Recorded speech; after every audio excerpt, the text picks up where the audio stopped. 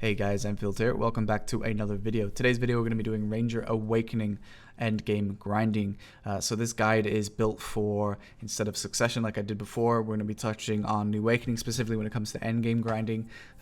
Mostly that's like more towards Sakraya and Star's End specifically, but you can adapt some of this stuff for Histria as well, but just understand the mechanics do change slightly between the grind spots, and I kind of talked about that already in the succession video. So the reason I'm making this video, obviously, is I've been kind of asked about it already, and obviously I've talked to a lot of people about, they came over to Ranger when the Succession was released and they really enjoyed the Succession. Now, obviously, if you don't already know, the Succession has received significant nerfs to PvE and PvP on the global lab. They essentially bricked the Ranger Succession. Obviously, this injustice is hard to take. Again, for veteran Rangers, we've seen this before. And I didn't even like the Succession, but I still feel wronged. Especially when you have classes that were grinding significantly faster with their own successions. Warrior, for example, got no changes. Sork got a slap in the wrist, and it was only minor PvP nerfs. This is hurtful, for sure. And don't get me wrong, I think succession damage on every class was out of control, but it feels weird to be targeted so heavily compared to other classes which received no changes or are only small nerfs. So anyway, because there's so many people that came over to Ranger to try the succession, I know a lot of people re-roll off Ranger if these nerfs go live. It's a simple fact of how people play the game. But if you do want to stay Ranger, I do recommend trying the Awakening because it really is so fun. And I know a lot of people, oh, I just want to use the bow. I understand that. I was there 2016 when the Awakening was released. I was like, why am I getting a melee Awakening? But you do fall in love with it. And it is competitive. The Awakening, the Ranger Awakening is competitive at Star's End and Sakraya. Against other Awakenings. Against Successions is obviously a whole different story. Unfortunately, the Awakening is not truly that effective at Histria. It's not really that effective at Akhman. At Histria, it's pretty bad until your AP is really high. But hopefully, this will help those of you that want to stay Awakening and want to try out Star's End with the Awakening or Sakraya if these nerfs do go through. So, yeah, I don't want this intro to go too long. We've already talked a lot, so let's get started. It's going to be as detailed as possible, assuming you don't have a lot of base knowledge or have never tried the Awakening before. So let's get into it. So getting started here with the Awakening skill tree, we're going to look at Breezy Blade first, as well as Wind Step. Wind Step is your dash. Both these abilities are your lowest cooldown protections. Wind Step has iframe, hugely missed in the Succession, and then you have Breezy Blade, which is your super armor, low cooldowns. So they're kind of like the building blocks to the Awakening in a way, just purely because they are such low cooldown. So you can dash and press the left mouse button to activate Breezy Blade, or you can do Breezy Blade from the hotbar, which is how I recommend you do it. This allows you to do it from a stationary position, and you can still do it from the dash if you so choose to. So hotbar, Breezy Blade is highly recommended. Now Breezy Blade, because it's such a low cooldown, does do decent damage while you're grinding as well, so that's kind of nice. Now we're going to look at one of the flows, Rushing Wind. Rushing Wind is kind of like Breezy Blade in terms of how it works.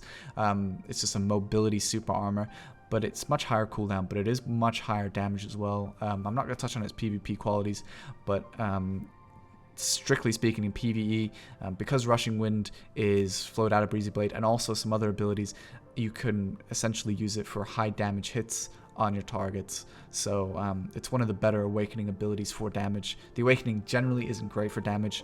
You use a lot of absolute skills for that, but yeah. So another flow, Vine Knot, is activated by the F key. Vine Knot is interesting because it gives you a massive attack speed buff, and there's two important flows you can get out of it for the most part. There's also Waltz of Wind, but we're going to touch upon Rushing Wind, which I just did there. So instead of Breezy Blade, you use Vine Knot, F, right mouse button, easy, Rushing Wind. So that's really important. But also there's Piercing Wind. Now Piercing Wind is where it gets a little bit more interesting. Piercing Wind allows you to basically go into bow form, into shotgun from a couple abilities. So those abilities are Breezy Blade, as you just saw there, and then also Rushing Wind, and then Waltz of Wind. So this is one way to get into the bow. Now we're going to go back to Vine Knot and its attack speed bonus and why that's important, and how you can also get to bow. You can't directly get to shotgun from Vine Knot, but there's a couple abilities that allow you to do that. But we'll get there in a second. But just remember, Vine Knot is important for its attack speed. So another ability you want to know is Waltz of Wind. Waltz of Wind is kind of the Will of the Wind of the Awakening. It's W and F or S and F together. The directional key plus F is key here. You want to press that to get into Waltz of Wind immediately. You can also go into Breezy Blade from Waltz of Wind as well. So it basically is just a nice filler ability. It does decent damage. It has a long cooldown though for its full damage, so just keep that in mind as well. But it is pretty much your kind of spammy ability, I guess. It doesn't have a cooldown like a lot of these abilities on the Awakening. I think the only other ability really that, you know, other than Cold Blade, if you want to count that, is like Wailing Wind. But for the most part, they do have cooldowns. So you can do Vine Knot, as you just saw there, into Waltz of Wind backwards, and then Shotgun. So Waltz of Wind is another skill that's benefited by Piercing Wind, so you can go backwards with it like that. So we're going to look at Elven Rage just quickly. Elven Rage, quite simple. You have a flow from Elven Rage as well called Disillusion.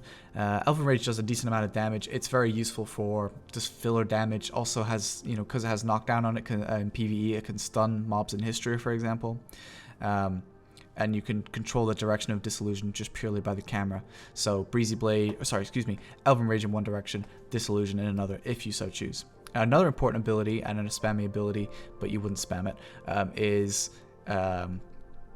Wailing Wind. And Wailing Wind has a flow called Tempest. Tempest is purely damage and knockdown.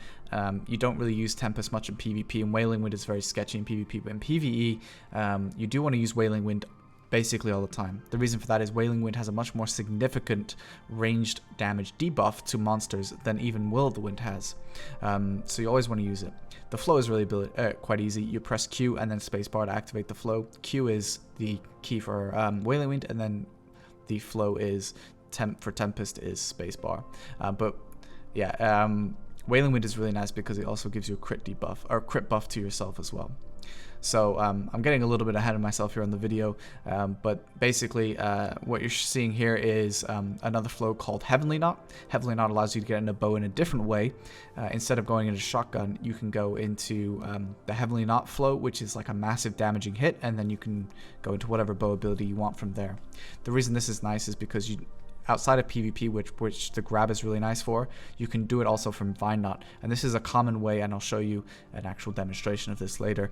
A common way to get into the bow is by using Vine Knot into Heavenly Knot because of the attack speed bonus that Vine Knot gives you. So it's just F and then spacebar. So that part itself is actually pretty easy. Now I'm just quickly showing you here Windstep's collision. If you go forward with Windstep, you cannot move through things. However, if you go backwards, there's no collision, so you can move through anything you want. This is important because when you're grouping mobs and they group towards you as you're S-blocking, you can then quickly turn your camera and S-block behind them and start doing damage. You can stun them. This is important for Hystria, especially where you want to try and get some back attacks. Ranger is always going to be bad at back attacks, even with the Awakening. However, the Awakening does do a better job at getting those back attacks, even though they are still quite few. So just something to keep in mind. You'll see Windstep is essentially a tool to relocate your character. You could use Waltz of Wind as well, but Waltz of Wind, because of the knockback spin, it can be a bit awkward, especially when grouping Hystria mobs. So yeah, just be careful with that. So we're going to touch a little bit on the bow now. Obviously, you've got some experience with the bow from the Succession, I hope. But the Awakening, the bow is very important still, much more like a yin and yang sort of thing. So we're going to look at that. By the way, you've seen me use Nature's Tremble, but I'm not talking too much about Nature's Tremble. I'll talk about it a bit more when we get to the grinding part. But specifically, Nature's Tremble is kind of your nuke sort of stun ability, I guess you could say. So yeah. This is strictly talking about PvE, of course. It doesn't have a stun in PvP anymore. You can also do Cold Blade, by the way. It gives you a ranged accuracy buff, which is kind of nice. So if you want to take the time to quickly buff yourself, but if you don't have a lot of skill points, don't worry about Cold Blade till much later. I just wanted to show you. It does actually give you hit points on hit, but it's so minor you'll never notice it. So yeah. But technically that does make the Awakening more sustained than the Succession, which has no such ability. So if we look at the pre-Awakening skill tree here, which you should have some experience with because of the Succession, I locked Ultimate Blasting Gust there.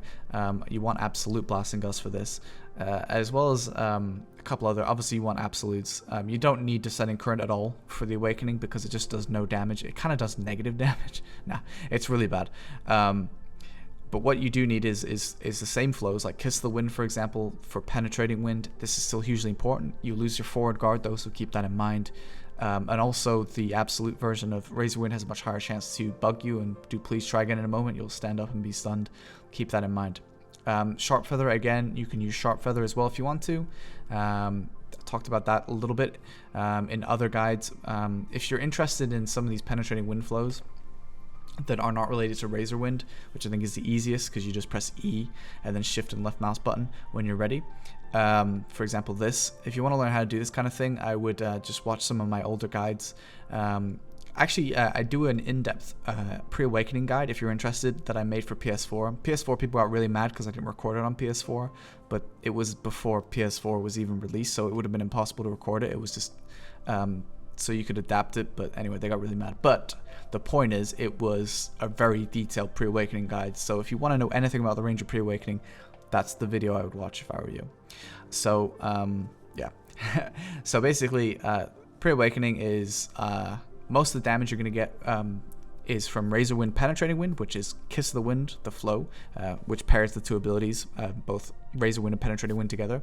But the other ability, main ability for damage, is not Shotgun, is Will of the Wind. Now, Will of the Wind, you didn't actually use that much in the Succession, purely because it didn't make sense. In any situation you'd normally use Will of the Wind, you're probably going to use Ultimate Blasting Gust. But Will of the Wind is huge for Awakening grinding. It's a massive part of your damage. And usually what I want to do is go into like a Vine Knot, you know, and then Heavenly Knot spacebar, and then go into Will of the Wind. Will of the Wind can be activated through ANF or DNF once you have Ultimate Evasive Shot. This is a standard way to do it, and it's more than fine, but as you can see, there are more complicated cancels here that allow you much greater control and slightly faster Will of the Wind by pressing Shift Q left mouse button and directional keys. This is going to be difficult to learn if you've never even tried to do this before. It's a lot of key inputs and key presses, but if you can learn how to do it, it is better than ANF and DNF. But for the time being, ANF, DNF, they do work fine for grinding. So just to show you an example of what you can do here, if we look at Vine Knot, this is what I talked about. Get that attack speed, hit the Heavenly Knot, so it's F, space bar, and then Will of the Wind.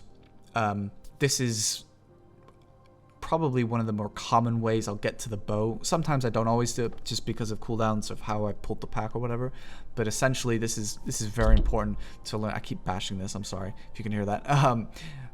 You can basically do a huge amount of damage much faster if you've got the Vine Knot buff going for you. So that's very important to know how to do that, because essentially it'll allow you to kill the mobs faster. You know, attack speed is everything in Awakening, and there's only two ways to get the main attack speed without using skill add-ons. That's Vine Knot and that's Regeneration. Those two abilities both give you the same amount of attack speed bonus.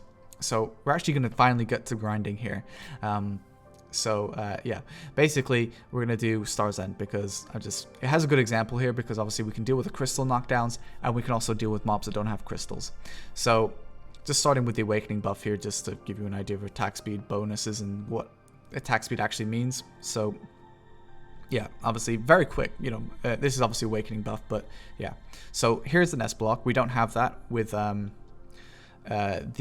Succession, no S block, but you do have it here, so that's nice. So Shift Q, Awakening buff, and then Wailing Wind. Now Wailing Wind, like I said, that's Q, and that is really important because it allows you to get a crit buff for yourself and a range debuff to the mobs.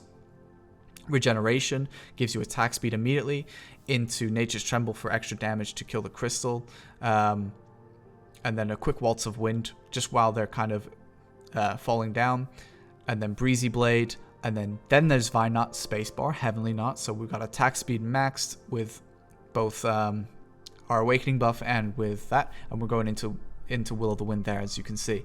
So basically, this is a crystal pack, so it's much faster than a normal pack, and these are the abilities you want to use. You don't want to use Razor Wind on this kind of pack because Razor Wind has no down attack, so that would be really bad and a waste. So there's Wailing Wind again, just throwing out an Elven Rage there just to throw out some extra damage, and then as you can see there, same sort of thing. So we're going to slow it down, except at the end, because they weren't down attack damaged, they didn't take that much damage, so I wanted to throw in Razor Wind.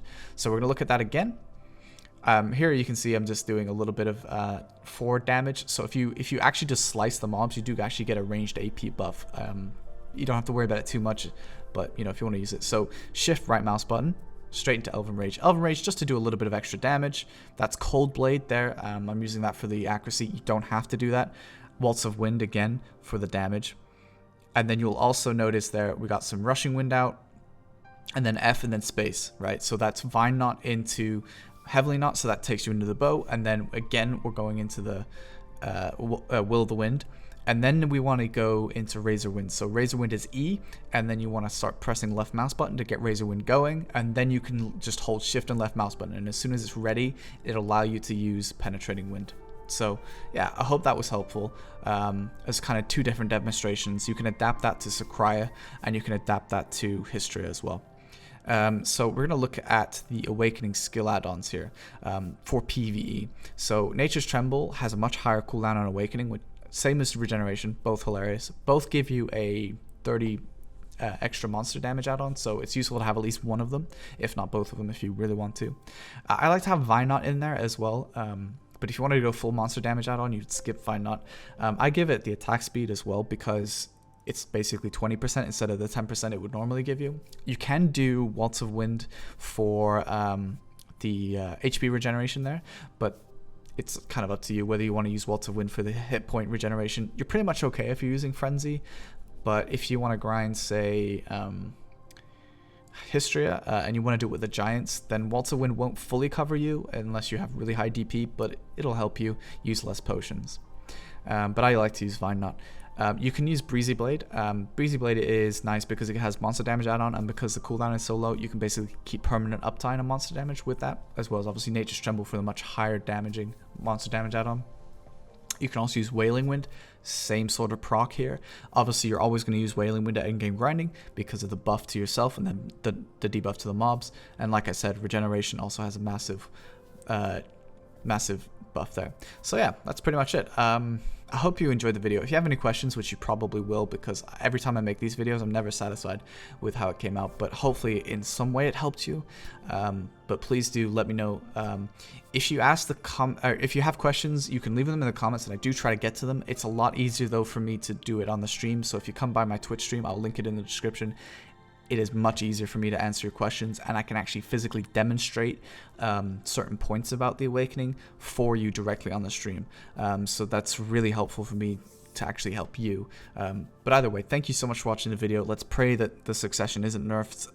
I hope all Successions get damage nerfs, but not like Ranger specifically targeted as badly as it was. But yay, that's part of, I guess maybe it's a rite of passage for new Rangers. I don't know. Anyways, thank you for watching, and I'll catch you next time.